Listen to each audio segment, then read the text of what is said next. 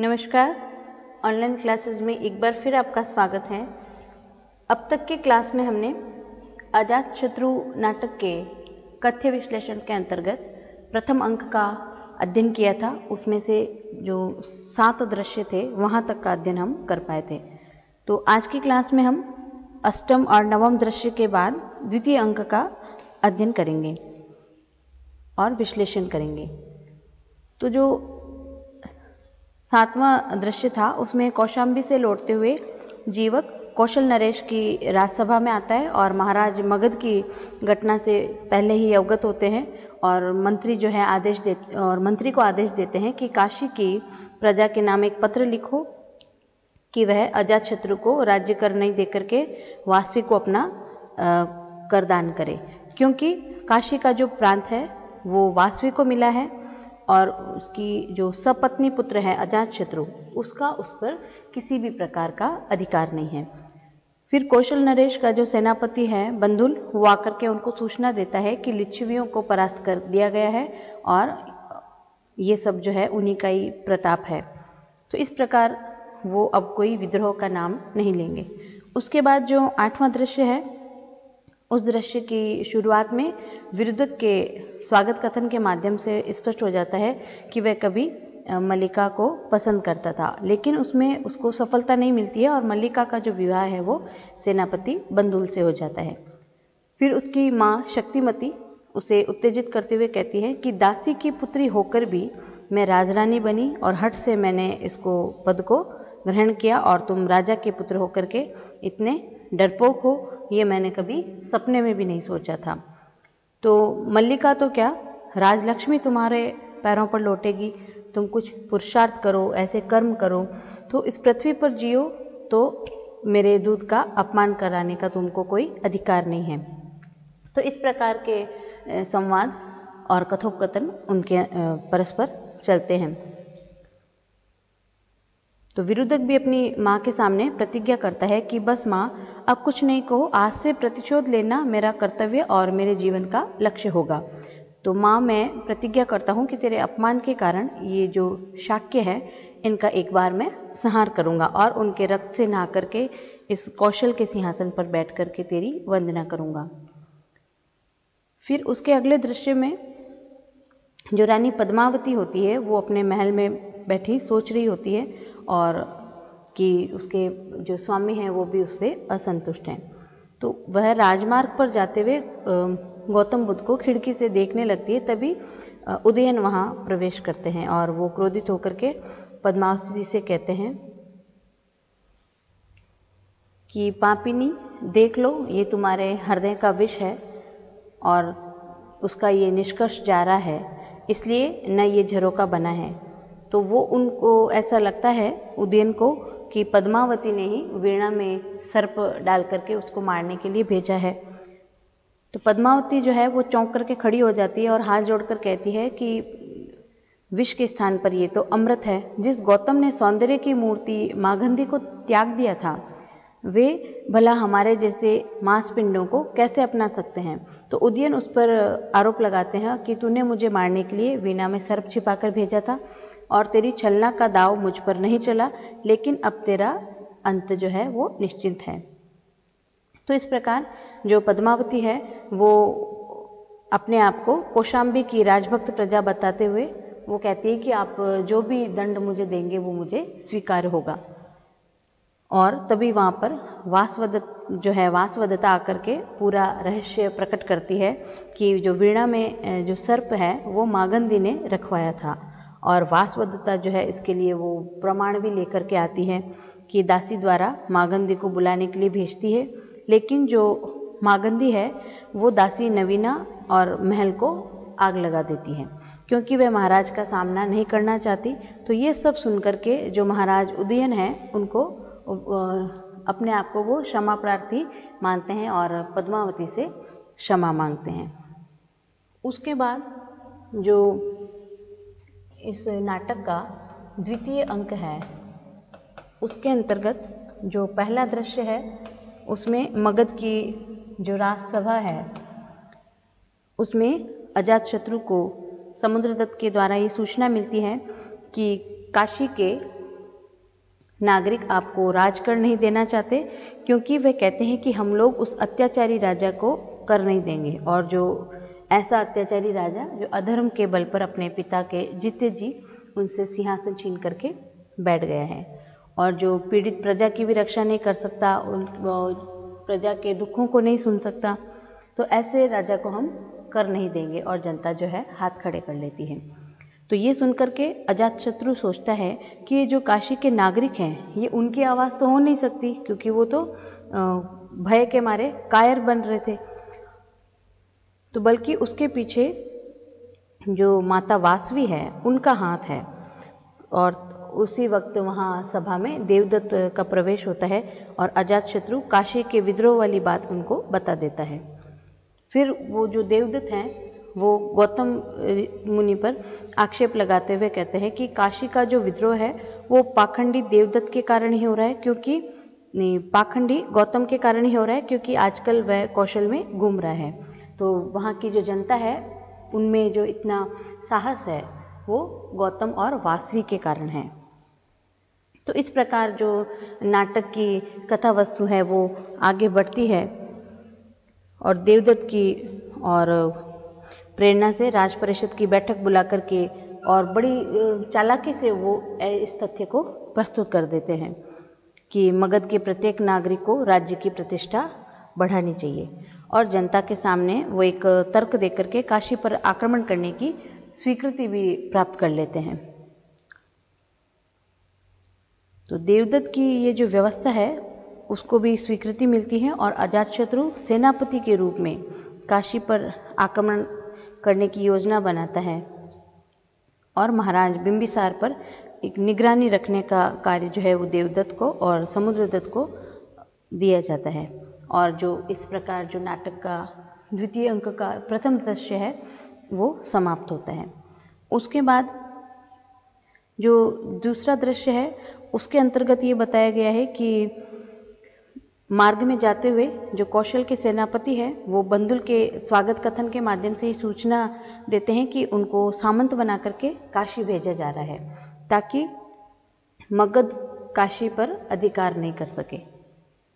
तो कौशल का जो राजकुमार होता है विरुदक, वो सेनापति बंदुल से अकेले में मिलता है और विरुदक अपने आप को तिरस्कृत राज्य की संतान कहता है। लेकिन जो सेनापति बंदुल है वो उसको कहता है कि तुम्हारे सम्राट ने राज्य से निर्वासित नहीं किया है, तो मैं आपको काशी का सिंहासन दिला सकता हूँ। तो फिर विरुदक जो है वो प्रत्युत्तर में कहता है कि मैं दया से दिया हुआ दान नहीं लेना चाहता और मुझे तो अधिकार चाहिए और अपना अधिकार चाहिए, स्वत्व चाहिए। फिर वो बंदुल को भी समझाने का प्रयास करते हैं कि कौशल नरेश को तुम्हारी वीरता से संतोष नहीं है और आतंक है। और इस बात से क्रुद्ध होकर के राजकुमार बंदुल को बंदी बनाने का प्रयास किया जाता है। और एक रात्रि के एक वातावरण में मागंधी जो है काशी में आकर के श्यामा नाम की एक वार विलासिनी बन जाती है और जो विरुद्धक होता है वो शैलेंद्र नामक डाकू बन जाता है और उससे वो मिलने जाती है। तो शैलेंद्र के प्रति वो आसक्त है, इसलिए वो कहती है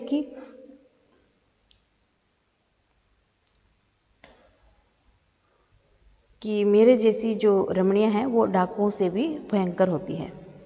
तो इस प्रकार जो नाटक है जयशंकर प्रसाद लिखित अजातशत्रु, उसकी कथा वस्तु आगे बढ़ती रहती है।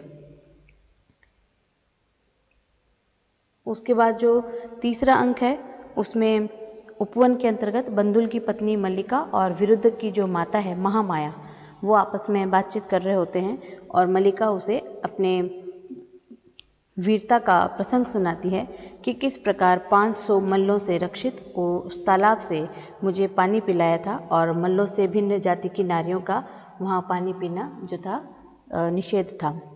तो मल्लिका कहती है कि महाराज ने शैलेंद्र डाकू के पास एक गुप्त पत्र भेज दिया है और कहा है कि यदि तुम बंदुल का वध कर सकोगे तो तुम्हारे जो पिछले अपराध हैं वो सब क्षमा कर दिए जाएंगे और तुम उनके स्थान पर सेनापति बनाए जाओगे। तो इस प्रकार जो चौथा दृश्य है उसमें भी श्यामा के स्वागत कथन की सूचना मिलती है कि शैलेंद्र डाकू के हाथों सेनापति बंदुल मारा जा चुका है और जो शैलेंद्र है वो भी बंदुल के हाथों घायल होकर के बंदी बना लिए गए हैं। तो और उसी क्षण श्यामा के घर देवदत्त का शिष्य जो है समुद्रदत्त, जो क्या काम करता है, काशी में गुप्तचर के रूप में भेजा गया था, वो आता है और श्यामा से कहता है कि तुम्हारे रूप की ज्वाला ने उसको पतंगा बना दिया है। तो भी जो श्यामा है वो सूचना देती है कि श्यामा की आज्ञा ही उसके लिए सब कुछ है और 1000 मोहरों की जगह एक व्यक्ति भेज दीजिए जिसे शैलेंद्र के स्थान पर फांसी दी जा सके, क्योंकि अभी तक किसी को भी ये पता नहीं है कि शैलेंद्र नामक जो डाकू है उसने सेनापति बंदुल की हत्या की है। तो ऐसे कुचक्र की योजनाएं बनाती है, कुचालें चलती है। तो श्यामा ऐसी चाल चलती है कि वह समुद्रदत्त को 1000 मुद्राओं के साथ उसका वेश बदलकर भेजते हुए कहती है कि जाओ बलि के बकरे जाओ फिर न आना। तो इस प्रकार वह शैलेंद्र को उस मौत के मुंह में जाने से बचा लेती है। इसी प्रकार जो नाटक का तीसरा अंक है उसमें उसके प्रथम दृश्य में मगध के राजभवन में छलना और देवदत्त आपस में वार्तालाप कर रहे हैं और छलना देवदत्त को धिक्कारते हुए कहती है कि धूर्त, तेरी प्रवंचना से मैं इस दशा को प्राप्त हुई और पुत्र बंदी होकर के विदेश को चला गया और पति को मैंने स्वयं बंदी बनाया। पाखंडी तूने ही ये कुचक्र रचा है। तो देवदत्त छलना के आरोप को अनुचित ठहराते हैं और कहते हैं कि ये जो राज्य लिप्सा की जो महत्वाकांक्षा है उसने तुमसे ये सब कार्य करवाए हैं। और छलना उसे नर पिशाच की संज्ञा दे देती है और कैद करवा देती है। तो छलना के आदेश पर बड़ी रानी वासवी को पकड़कर लाया जाता है और छलना जो है व्यंग्य भरी शब्दों में वासवी से कहती है कि अजात शत्रु के युद्ध में बंदी बनाए जाने पर तुम्हारे हृदय को बहुत शांति मिल रही होगी। और वासवी स्वयं कौशल जाकर के अजात शत्रु को मुक्त कराने का प्रस्ताव रखती है और देवदत्त को भी वो बंधन से मुक्त करा देती है।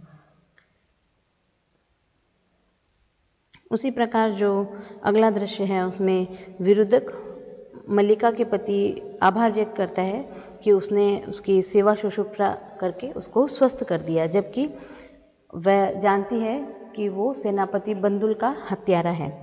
तो विरुद्धक को इस सेवा के कारण ये भ्रम हो जाता है और मल्लिका और जो विरुद्धक है वो श्रावस्ती की ओर प्रस्थान करते हैं। उसके अगले दृश्य में प्रकोष्ठ में सेनापति दीर्घकारण जो है रानी शक्तिमती से ये पश्चाताप कर रहा है कि एक तरफ तो मैं राजकुमार विरुद्धक को मुंह दिखाने लायक नहीं रहा और दूसरी ओर वाजिरा भी जो है वो उसको नहीं मिली। तो शक्तिमती सेनापति को उपालम देती है और वह अपने जो मातुल के हत्यारे प्रसेनजीत की सेवा कर रहा है। तो इस प्रकार जो मल्लिका रानी है वो शक्तिमती से पूछती है कि तुमने राजकुमार को मनुष्यता से गिराने की चेष्टा किस प्रकार की। तो क्या क्रूर होकर विरुद्धक तुमको देख करके तुम्हारी अंतरात्मा लज्जित नहीं होती। और इस प्रकार जो शक्तिमती है वो अपनी भूल स्वीकार कर लेती है। तो इस प्रकार जो अजातशत्रु नाटक की जो कथा वस्तु है वो प्रख्यात के अंतर्गत आती है, जो कि नाटक की कथा वस्तु का एक भेद है, क्योंकि जो अधिकांश पात्र है और जो घटनाएं हैं उनका इतिहास ग्रंथों और बौद्ध जो जातक कथाएं होती है उसमें उसका उल्लेख मिलता है। और इसके अलावा जयशंकर प्रसाद ने कहीं कहीं कल्पना शक्ति का भी प्रयोग किया है और उसके माध्यम से उन्होंने कथा वस्तु को रोचक बनाया है। तो ये जो नाटक है उसकी कथा वस्तु में वे सभी गुण विद्यमान हैं जो एक अच्छे नाटक की कथा वस्तु में माने जाते हैं। उसके बाद हम अगर बात करते हैं पात्र और चरित्र चित्रण की, तो ये जो होता है पात्र योजना के संदर्भ में ये तथ्य सबसे आवश्यक होता है कि किसी भी नाटक में इतने अधिक पात्र नहीं होने चाहिए कि दर्शकों को उनके नाम भी याद नहीं हो। तो अगर इस नाटक की पात्र योजना की कसौटी पर इसको कसा जाए तो ये एक सफल नाटक की श्रेणी में हम इसको नहीं रख सकते हैं, क्योंकि इसमें पुरुष और स्त्री पात्रों की जो संख्या है लगभग 30 तक पहुंच गई है। तो इतने अधिक पात्र होने के कारण जो उनका जो चारित्रिक विकास है उसमें बाधा उत्पन्न हो सकती है।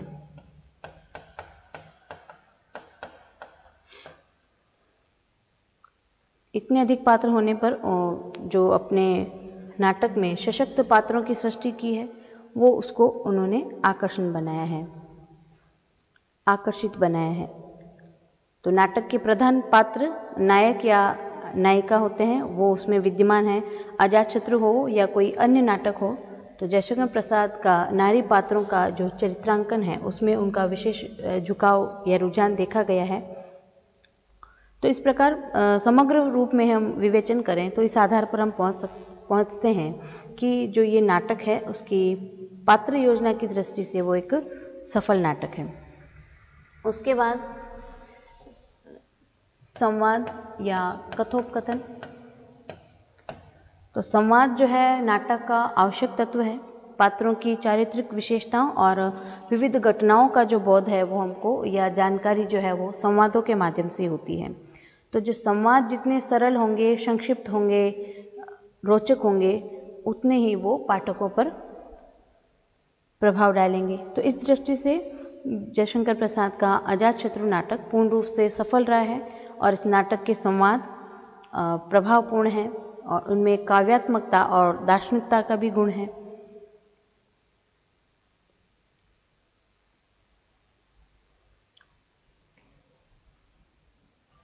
तो जो संवाद होते हैं उनका मुख्य उद्देश्य कथानक को आगे बढ़ाना होता है और चरित्र चित्रण में पूरा योगदान देना होता है। तो प्रसाद के जो नाटक हैं उनके संवादों में दोनों जो उद्देश्य हैं वो सभी जगह दिखाई देते हैं। तो नाटक में संवादों के अधिक बड़े हो जाने से जो व्यावहारिक वास्तविकता है वो कहीं चली जाती है। तो यदि हम प्रसाद के नाटकों में ऐसे स्थानों को देखें तो उसमें कहीं ना कहीं दो उनके दोष जो है उसके दो कारण दिखाई देते हैं। पहला कि जहाँ कहीं भी विवाद होने लगा वहाँ अपने समस्त तर्कों को एक साथ प्रयोग करने की जो प्रवृत्ति है वो उसको नहीं रोक पाते हैं। तो ये वितर्क प्रवाह जो है वो टूट करके खंड खंड होकर के आया होता है और उसमें ये दोष जो है वो नहीं रहता है। तो जहाँ ऐसा हुआ वहाँ धारावाहिकता का चमत्कार जो है उत्पन्न हो जाता है। और दूसरा जो कारण है वो भावुकता से संबंधित है। भाव प्रवण मात्र जो है अपनी बातचीत में, जैसे बिंबिसार के कथनों में इस प्रकार की जो भावुकता है वो देखी जाती है। उसके बाद जो नाटक के तत्व है उसमें अगला पॉइंट है देश काल या वातावरण।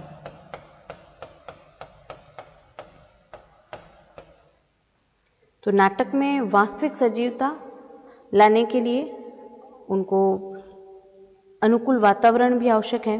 तो देश काल की परिस्थितियों, परंपराओं और जीवन पद्धतियों की और जो वेशभूषा है उसका भी उतना ही अच्छा चित्रण नाटक में किया जाना चाहिए। तो वातावरण के लिए जो भौगोलिक सीमाएं होती है वो भी पर्याप्त होती है। तो ऐतिहासिक नाटक में वातावरण का सबसे अधिक महत्व होता है। तो इस प्रकार के नाटक वातावरण की थोड़ी सी भी उपेक्षा नहीं कर सकते हैं। तो जो वातावरण होता है उसमें देश काल जो बाहरी वातावरण है और जो मनोदशा है वो आंतरिक वातावरण है। तो जहाँ वातावरण पात्रों की मानसिकता में एक प्रवाह का संचार करता है, वहीं दर्शकों और पाठकों के मानसिक तैयारी में भी वो सहायता प्रदान करता है। तो जयशंकर प्रसाद के अधिकतर जो नाटक हैं वो ऐतिहासिक ही हैं, इसलिए तत्कालीन देश काल का सुंदर वर्णन जो है उनके नाटकों में देखा जा सकता है।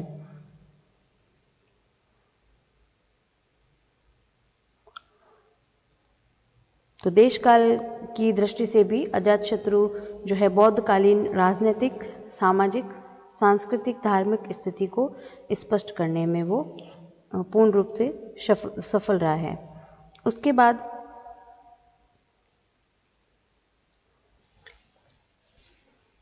उद्देश्य। तो प्रसाद के नाटकों का जो मुख्य उद्देश्य है वो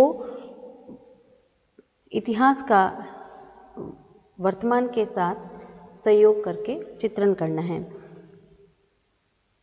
तो उन्होंने अजातशत्रु नाटक में कोई एक उद्देश्य नहीं लिया, बल्कि उनके कई उद्देश्य दिखाई देते हैं। पहला तो उन्होंने कि उस समय के समाज पर बौद्ध संस्कृति का क्या प्रभाव रहा था, उसका चित्रण उन्होंने किया।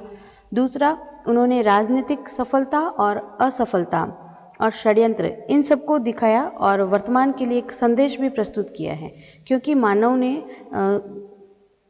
सदैव से ही अतीत से प्रेरणा पाकर के वर्तमान को संवारा है।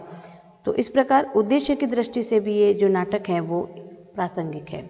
तो आज की क्लास में हमने अजातशत्रु नाटक का जो कथ्य विश्लेषण है और उसके अंतर्गत हमने उसके कथानक का विश्लेषण किया और नाटक के तत्वों में से पात्र योजना, संवाद, देश काल वातावरण और उद्देश्य, यहाँ तक उसकी समीक्षा और विवेचना की। तो आज की क्लास में बस इतना ही। आगे का जो है वो हम भाषा और शैली कल पढ़ेंगे। धन्यवाद।